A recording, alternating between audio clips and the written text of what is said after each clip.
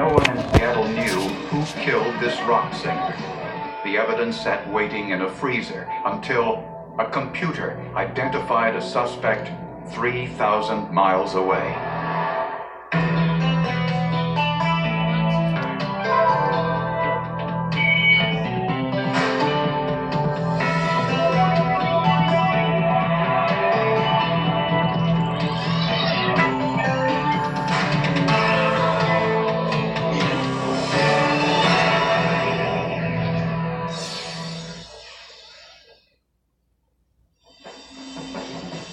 In the early 1990s, Seattle, Washington was home to a revolution in rock music. Some people called it grunge, others called it sub-pop. It was hard, it was edgy, and it drew thousands of people to the area. Musicians were moving here from all over the world to play. There were fans moving here just to watch, just to see live music, because you could go to a small club and see pretty much what people thought would be the next big thing. Back in the early 1990s, there were a million emerging bands, and they all had the same kind of... The part of downtown Seattle known as Capitol Hill.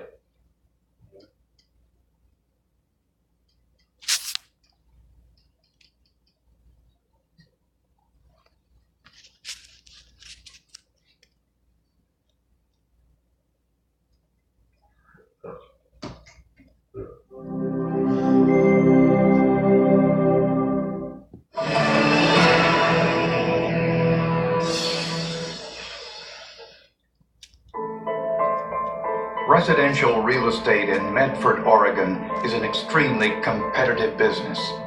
So when Roxanne Ellis got a last-minute appointment to show a vacant apartment, she was happy to oblige. I did not know who she was showing the property to. She just wrote 11 o'clock and then the address.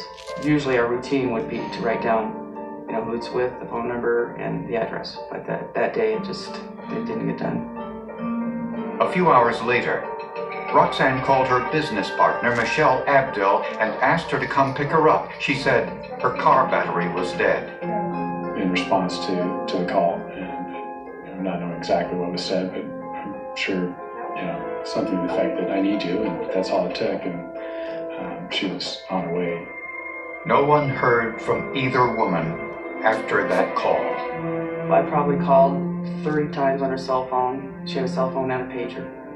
And I paged her probably about the same amount of times. Friends and family called police to report the two women missing. Police found Michelle Abdel's car in the parking lot of the apartment complex where she went to pick up Roxanne. I knew something awful had happened. She always locked her car.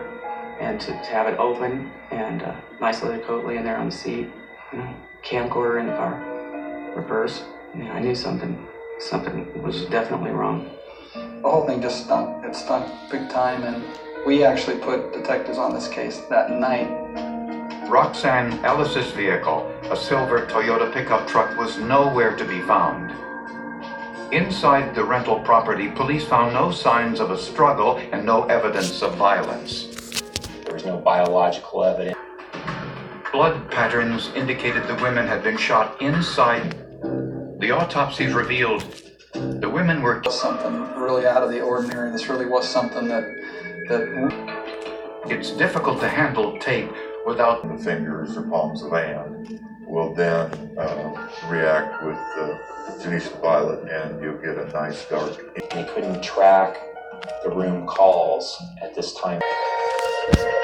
But Roxanne was still alive at 5 p.m. when she called her... Sam! Are you okay? Scene. There was a gash on the calf of a .25 caliber weapon. It wasn't found until 3 days later. Remarkably similar to her address that is very close to where the truck... Robert Necromont had just moved to Them by Roxanne Ellis. And there was another... He had a good job, really, working for roadway trucking. Been spending a lot of time and money at It was his girlfriend. He had run himself into debt, obviously. He didn't settle down once he got to jail.